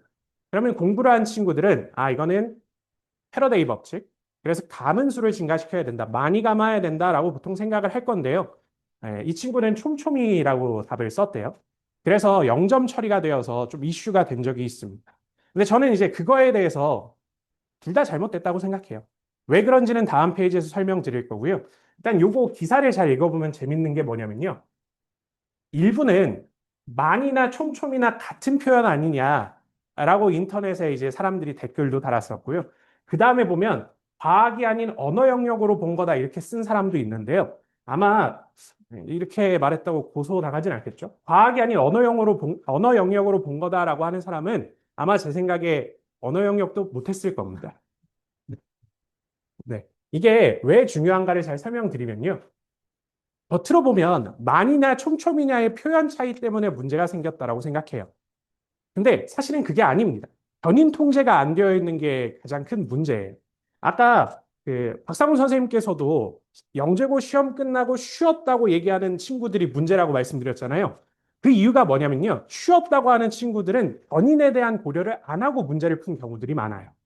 근데 시험 보고 나서 울면서 나오거나 선생님 저 시험을 못 본 것 같아요 하는 친구들의 특징은 뭐냐면 이 조건 하에선 답이 이렇게 될 텐데 내가 이 조건은 못 본 거 아닌가? 그래서 내 서술이 어디가 부족한 것 아닌가라고 생각하게 돼요. 그래서 그 차이가 있습니다. 그러면 교과서 정답은 일반적으로는 많이 갚는다라고만 표현을 해요. 근데 예를 들어서 저희가 이 보리를 감는데 보리를 예를 들어서 10번을 감았었어요. 근데 10번을 감을 때는 간격이 10cm였다고 해봅시다. 그 안에서 10번을 감았어요. 이제 이걸 100번 감을 건데요. 감은 길이가 10km가 되었다고 해보죠. 그런 경우에는 실제로 실험을 해보면 당연히 전류가 낮게 측정이 됩니다. 그러니까 정답이 아니게 돼요. 그 다음에 촘촘히 감았을 때도요. 촘촘히 감았을 때도 경우에 따라서는 문제에서 원하는 대로 전류를 증가시킬 수 있어요. 근데 촘촘히만 쓰면 어떤 문제가 있냐면 예를 들어서 간격이 줄어드는 거니까 처음엔 100번을 감았었는데 더 촘촘히 감긴 했어요. 근데 10번만 감았어요. 그럼 원하는 실험 결과가 안 나옵니다. 그러니까 결국에는 그런 부분에 대한 디테일이 살아있어야지 영재학교 입시에서 성공을 할 수 있는데 저희는 그런 부분들까지 보면서 수업을 한다라는 얘기를 하고 싶은 거죠. 그래서 하나의 예시가 될 수 있는 과거의 세종기출 문제를 한번 살펴보면요. 요거는 뭐 문제를 설명할 건 아니고요. 새로 추가된 게 전선 5라는 녀석과 전류계라는 녀석이 새로 추가가 됐어요. 문제는 이겁니다. 쟤네들이 추가가 됐더니 동작이 제대로 안 되더래요. 그럼 누가 문제겠느냐? 그리고 어떻게 검증하겠느냐? 당연히 애들은 새로 추가된 애들이 문제일 거다라는 생각을 합니다. 그래서 답도 기본적으로는 잘 써요. 여기까지. 뭐 예를 들어서 전선 5가 문제일 테니까 걔를 다른 애로 치환해 보자. 잘 되던 걸로 바꿔보자까지는 잘 씁니다. 근데 그게 과연 완벽한 답안이냐라고 했을 땐 아닙니다. 왜냐하면 그렇게 되었을 때 어떤 결과가 나올 것이냐. 결과가 두 가지가 나올 거거든요. 제대로 동작하는 경우와 제대로 동작하지 않는 경우. 제대로 동작하면 저희가 바꿨던 애가 문제가 아닌 거고 제대로 동작하지 않으면 이거는 말에 좀 꼬였는데 어찌됐든 그 결과에 따라서 정확하게 정답을 찾아낼 수 있을 겁니다. 이해됩니까? 네, 그래서 요건 이렇게 정리를 할 수가 있고요. 그 다음에 저희가 과거 기출과 최근 기출을 그래서 비교를 해보면요. 아까 말씀드렸던 것처럼 과거 기출은 이제 고등학교 교과서에 나오는 공식을 주로 활용하게 되었었어요. 그래서 계산형 문제가 많았고 그 당시에는 정시를 꼭 해야 된다. 선행을 꼭 해야 된다. 이런 시기가 있었었습니다. 근데 지금 최근에는 한 2020년도 이후부터는 나라에서 선행 문제를 내지 말라고 했기 때문에 중등 기반에서 나오게 되고요. 대신에 심화된 주제들이 나옵니다. 그래서 중등 내용을 알되 그걸 얼마나 깊이 아느냐가 중요하다라고 봐주시면 되겠어요. 그래서 이제 또 넘어가면 과거에는 계산 통한 단답형 문제였으나 이거를 그래프를 그리거나 원인을 분석하거나 시험과 관련된 걸로 이제 분석하는 그런 문제들을 이제 출제하게 되었고요. 그 다음에 또 과거에는 그래서 얕고 넓은 지식을 물어봤다고 하면 지금은 좁지만 깊은 지식을 물어보게 됩니다. 뭐 내용 자체는 중학교 교과서에 나오는 건데 그걸 탐구하는 깊이는 대학생 수준이 되는 문제들도 종종 출제가 되는 거라고 봐주시면 되겠습니다. 그래서 과거에는 단순 계산력을 봤다면 이제는 사고력과 분석력인데 이게 아까 말씀드렸던 모델링하는 능력 그리고 자료 해석 및 추론을 하는 능력이라고 봐주시면 되겠습니다. 그리고 그러면 그 입시에 따라서 어떻게 대비를 해야 되겠는가라고 해보면 단순 선행만 하는 건 큰 의미가 없고요. 중등 교과가 기반이 되었는데 그 깊이를 얼마나 가져갈 건지 그리고 그 전에 배웠던 걸 평소에 배웠던 스타일이 아니라 직접 과학자들이 생각하는 방식으로 접근해 갈 수 있는지 그 부분들을 한번 생각해 봐야 되고요. 그래서 뭐 중학교 교과서 탐구나 이런 것들을 꼼꼼히 봐야 되고 뭐 실험 설계나 실생활과 관련된 문제들도 풀어야 될 겁니다. 그리고 한 주제를 그냥 단편적으로 이래서 이래라고 받아들이기보다는 다양한 관점에서 접근하는 게 필요하다라고 봐주시면 되겠습니다. 그래서 저희 이제 학원의 수업 방식을 좀 말씀을 드리면요. 요거는 이제 제가 설명해 하면서 여러 번 말씀드렸던 부분이긴 한데 사실 안다라는 걸 보통 친구들은 한번 들으면 안다라고 표현하거든요. 진짜 너 알아? 설명해 볼래? 라고 하면 제가 설명은 잘 못하겠는데요? 라고 해요.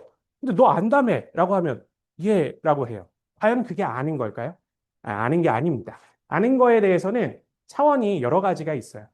본인이 암기하는 수준일 수도 있고, 설명할 수도 있고, 그걸 가지고 문제풀이를 하는 수준일 수도 있고요. 뭔가 새로운 것들을 만들어내는 수준일 수도 있어요.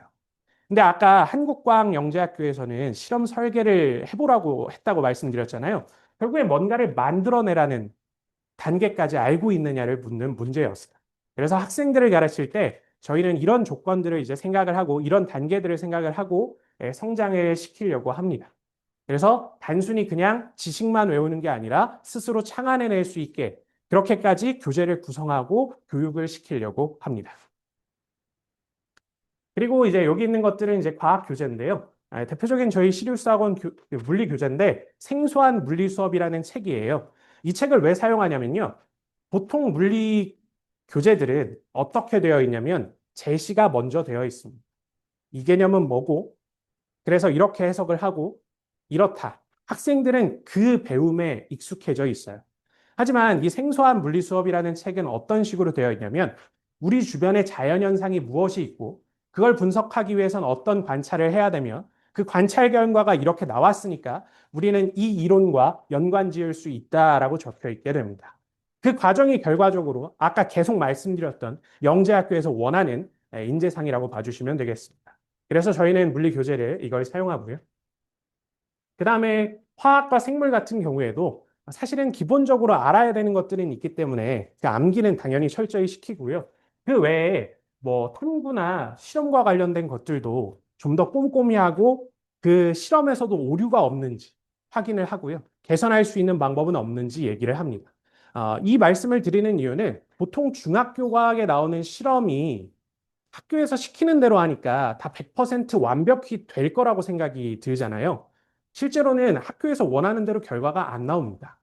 왜냐하면 중학교 실험들 같은 경우에 자기들 스스로 가상의 어떤 변인 통제를 해놓고 실험을 한 경우들이 있어요. 그 경우에는 교과서에서 말하는 대로 데이터가 나오게 되는데 그렇지 않은 경우에는 동일하게 데이터가 나오지 않거든요. 그래서 그런 부분에 대한 아이디어들을 화학 뭐 교재나 그다음에 생물 교재에서도 분석하게 하는 게 저희의 목표다라고 봐주시면 되고요. 그리고 지구과학도 이제 처음에 교재를 서술할 때 어떤 내용을 좀 실어뒀었냐면요. 결국엔 과학자들이 생각하는 방식대로 사고할 수 있게 글을 읽으면서 그걸 떠올릴 수 있게 한번 설계해 보자라고 해서 교재를 구성했었습니다. 그래서 이게 저희 시리어스학원 과학에서 가르치는 내용이 이렇게 맞닿아 있다라는 거를 말씀드리고 싶었고요. 그다음에 뭐 당연히 데일리 테스트를 진행하면 데일리 테스트에서 학생들 서술한 거에 대해서 어떤 부분이 잘 됐고 어떤 부분이 잘못됐고 이걸 통해서 매주 교정을 진행하고요. 네, 그렇게 진행이 됩니다. 그리고 다음 장으로 넘어가기 전에 간단하게 설명을 드리면 저희가 그 다다음 주 일요일 저녁에 설명회가 한 번 더 있어요. 그때는 조금 더 구체적으로 시리우스 학원의 수학과학의 1년치 정확한 계획은 뭐고, 그래서 어떤 부분이 진행되고, 그다음에 여기선 빼놓았지만 모의고사는 어떻게 진행되고, 그래서 학생들 시기에 따른 일정들을 명확히 설명드리는 설명회를 따로 진행할 예정입니다. 그리고 요 페이지는 이제 마무리하는 부분인데요. 아무리 뭐 제가 그리고 내용으로 말씀을 드린다고 하더라도 실제 학생의 후기만큼 학부모님들께 익숙하게, 친숙하게 다가오는 것은 없을 거라고 생각이 듭니다. 그래서 학생 사례들을 간단하게 말씀드릴 텐데요. 이 친구 같은 경우는 서울에 합격했던 친구고요. 이 친구는 실제로 물리를 되게 잘했어요. 그러니까 경시대회 기준에서는 굉장히 높은 성취도를 가졌던 친구인데 서술은 힘들어 했었습니다. 그리고 서술만 힘들어 했던 건 아니고요. 자기소개서를 어떻게 써야 되는지도 되게 어려워했어요. 그래서 그 부분들을 당연히 이제 학원에서 1대1로 이제 만나서도 얘기를 하고요. 뭐 학생이 현장에 오기 어려운 경우도 있으니까 카카오톡이나 이런 걸로 소통을 하면서 자기소개서도 완성을 했고, 그다음에 서술형에서 부족한 게 있으면 코멘트도 남기면서 처음에는 점수 감점이 많이 됐었는데 많이 썼었지만 그 부분들을 해결할 수 있게 변화가 일어났다라는 걸 모의고사 답안으로 보여드리려고 했던 거고, 실제로 카톡은 이런 식으로 얘기를 했었습니다. 그래서 카톡은 실려 있으니까 나중에 한번 보시고요. 그다음에 서울 합격생 B 같은 경우에는 잘하던 친구거든요. 잘하던 친구인데 꼭 방학이 되면 학생들이 슬럼프가 오거나 지쳐서 터지거나 이런 친구들이 있어요. 그러면 그때 잘 이끌어주고 이런 것들이 필요하겠죠. 그래서 저희가 개별 면담을 하면서 이런 부분을 극복했던 친구가 있어서 실어두었고요. 그리고 마지막으로 이제 경기 합격생 친구 같은 경우에는 2학년 때 경기를 썼는데 떨어졌어요. 근데 이 친구를 실어놓은 이유는 사실 저희 학원에 현장에는 몰랐었습니다. 지방학생이어서 줌으로만 수강을 했어요. 근데 줌으로만 수강을 했음에도 불구하고 저희가 뭐 데일리 테스트 챙겨준다든지 아니면 모의고사라든지 그리고 뭐 상담이라든지 이런 것들도 다 진행이 되면서 이 학생을 잘 학원에 참여할 수 있게 했고 최종적으로는 경기에 합격시킬 수 있었습니다. 그리고 이제는 실제 합격생 친구들의 얘기를 좀 들어보려고 해요. 두 학생을 실어두었습니다. 제가 시리우스에서 영대비할 때 가장 좋았던 건 우선 선생님들께서 경험이 많으시고 아주 전문적으로 잘 가르쳐 주신다는 점입니다. 학생들과 소통을 잘하셔서 궁금한 거 언제든 여쭤볼 수 있고 아이들에 대해 잘 파악하고 계신 것 같았어요. 그리고 저도 잘 나오던 모의고사 성적이 중간에 이유 없이 떨어져서 불안한 적이 있었는데 선생님께서 전반적인 제 실력을 기준으로 걱정 말라고 상담해 주셔서 자신감 회복에 큰 도움. 첨삭이 매우 꼼꼼하고 내용이 좋아 도움이 많이 됐어요. 저는 중학교 2학년부터 3학년까지 영재고 입시 준비를 과학 부문을 시리우스 학원에서 준비했습니다. 영재고 입시에는 융합형 서술이랑 실험 설계 문제가 많이 나오기 때문에 이를 풀기 위해서 시리우스 학원에서는 이론이랑 문제풀이 연습을 되게 꼼꼼히 시켰을 뿐더러 영재학교 기출 분석도 굉장히 세세히 해줬어요. 그래서 이 부분이 영재고 입시에 당연히 도움이 많이 됐고 특히 파이널에는 여러 기출이랑 중요한 개념들을 한 번에 정리해 주는데 이게 이제 2차 시험에 전날에 쭉 보고 가니까 정말 도움 많이 됐고 실제로 그때 봤던 2차 시험에 이때 봤던 선생님들이 짚어주셨던 기출문제가 와 비슷한 문제가 나오기도 했습니다. 네. 학생들한테 저희가 스크립트를 준 건 아닙니다. 학생들이 직접 보내는 네, 생각한 대로 이제 얘기를 해준 거고요. 어, 이제 마무리를 할까 하는데 이 마무리에서는 시리우스의 이제 교육 철학 그리고 저희가 어떤 마음으로 학생들을 대하는지를 말씀드리려고 합니다. 근데 이 부분은 제가 얘기하는 것보다는 저희 시리우스 학원 박상수 원장님께서 얘기해 주시는 게 훨씬 나을 것 같아서 네, 박상수 원장님 모시겠습니다. 네, 안녕하세요. 시리우스 원장 박상수라고 합니다. 제가 이제 오늘 드리고 싶은 말씀은 원래는 예정을 하지는 않았는데, 그래도 이제 저희가 이제 올해 입시부터 조금 변화가 나타나가지고 그 부분을 좀 말씀을 드리고, 어, 사실 저는 이제 영재고 대비반에서 수업도 하는 선생님이기도 하지만 또 저희 학원을 또 경영하는 경영진이기도 합니다. 그래서 어떻게 경영진의 입장에서 또 이 영재고 대비반을 바라보고 있고 앞으로 저희가 어떻게 운영을 할 것인지를 잠깐 말씀을 드리도록 하겠습니다. 사실은 제가 뭐 경영은 하고 있지만 사실 또 실전에서 계속 학생들을 지도하는 입장에서 제가 이제 바라보는 관점은 예전에 그런 말씀을 한번 들어보셨을 수도 있을 겁니다. 19세기의 환경에서 20세기 선생님들이 21세기의 학생들을 교육을 한다. 근데 아직도 그런 분위기들이 존재하는 것 같습니다. 근데 저는 적어도 뭐 사람 바꿀 수가 없습니다. 저도 20세기 사람이니까. 그러니까 될 수 있으면 21세기의 교육 환경에서 20세기의 선생님들이 21세기 학생들을 가르칠 수 있도록 좀 부단히 저희들도 좀 노력을 해야 되겠다 하는 차원에서 사실 저희가 지금 영재관은 이 건물이 아니라 저 맞은편에 있는 창진 빌딩에서 저희가 수업은 했는데 조금 이번에 저희가 좀 환경 개선 및 조금 확장을 저희가 지금 준비를 하고 있습니다. 그래서 조만간 아마 8월 달쯤이면 윤곽이 거의 다 나타날 것 같은데 물론 거기에는 이제 강의실 공간도 저희가 확대가 되지만 이제 그 공간은 거의 영재고 종합반 학생들 또는 이제 과고 대비반 학생들을 위한 공간이기도 합니다. 근데 거기에 더불어 저희가 이제 지상에다가 그러니까 보통 이제 지금 학생들이 공부하는 공간은 주로 좀 지하죠. 예, 지하. 목적은 뭐 여러 가지 목적이 있을 겁니다. 예. 근데 저희들은 좀 이거를 학생들이 공부하는 공간을 좀 위로 올리자 해가지고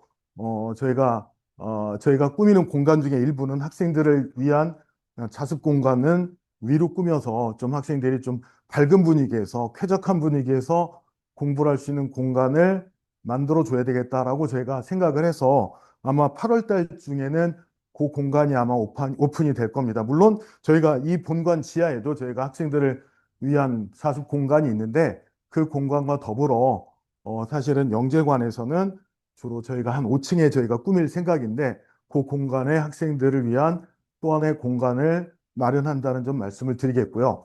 아마 보시면 아시겠지만 저희 학원에서 모든 방실에 저희가 전자칠판을 다 설치를 했습니다. 물론 이거는 이제 1년 넘었는데 제가 생각한 지로는 이것입니다. 아마 제가 이제 영재관 교무실에서 선생님들하고 굉장히 많이 이야기를 합니다. 여러 가지 디스커션을 굉장히 많이 합니다. 그래서 저도 사실은 아까 뭐 원추세포 얘기도 제가 수업 시간에도 얘기를 했었고, 저도 뭐 잘 모르는 얘기지만 공부해 가면서 저도 이제 학생들을 수업을 하고 있는데, 이번에 이제 서울 지구학 문제 중에서 수월봉, 예, 이제 그 지질 구조에 대한 문제가 나왔습니다. 근데 사실 수월봉은 제주도에 있고 제가 사실은 올레길을 너무너무 좋아해가지고 그 코스가 바로 올레길 12코스인가 될 겁니다. 제 기억하기로는. 그래서 거기를 몇 번 제가 지나친 적이 있었고 거기에서 지나가면서 야, 이 지질 구조가 뭐지 하고서 사실 뭐 저는 지질 전공자가 아니기 때문에 그런 부분에 대해서 자세히 몰랐지만은 어쨌든 그런 부분을 봤던 경험이 있었습니다. 근데 학생들이 일일이 다 이런 경험을 할 수는 없겠지만 그래도 적어도 이 화면 안에는 그런 상황을 담게 해가지고 학생들이 무조건 좀 많이 보게 하자. 예, 그냥 때로는 문자도 필요하지만 때로는 그림이나 사진도 되게 필요합니다. 그런 부분들을 자유자재로 볼 수 있는 환경을 최소한도로 마련해 주자라는 게 저희 생각이고 그런 차원에서 저희들이 좀 이 반을 갖다가 운영하는 그런 목표를 세우게 된 겁니다. 마지막으로 말씀을 드릴 것은 수학에 대한 얘기입니다. 사실 수학을 저희가 한동안 계속 안 했었죠. CMS하고 협업 관계 때문에 안 했는데 어떤 이유에서든지 간에 뭐 이게 좋지 않은 이유가 아니거나 그런 건 절대로 아니고 저희들도 이제 독자적으로 한번 수학을 한번 해봐야 되겠다라고 판단을 해서 요번부터는 수학 프로그램을 저희가 자체적으로 운영을 하기로 했습니다. 그 과정에서 물론 많이 미심쩍은 어떤 시선들이 존재하는 건 저도 인정을 합니다. 하지만 제가 이 영재고 선생님들, 과학고 선생님들을 판단하는 기준은 저희는 무조건 학구적인 분위기입니다. 제가 추구하는 것은 학구적인 분위기의 선생님들이라면 어쨌든 저희들은 모시고 같이 코워크를 하면서 열심히 학생들을 위해서 노력하는 그 선생님들, 그런 선생님들로 구성된 저희 대비반이라면 아마 학생들의 미래를 좀 맡겨주셔도 되지 않을까라는 차원에서 마지막으로 말씀을 드리도록 하겠습니다. 제가 드리고자 하는 말씀은 여기까지고 추후에 잠깐 Q&A를 하실까요? 네, Q&A를 잠깐 마무리하시고 오늘 마무리하도록 하겠습니다. 감사합니다.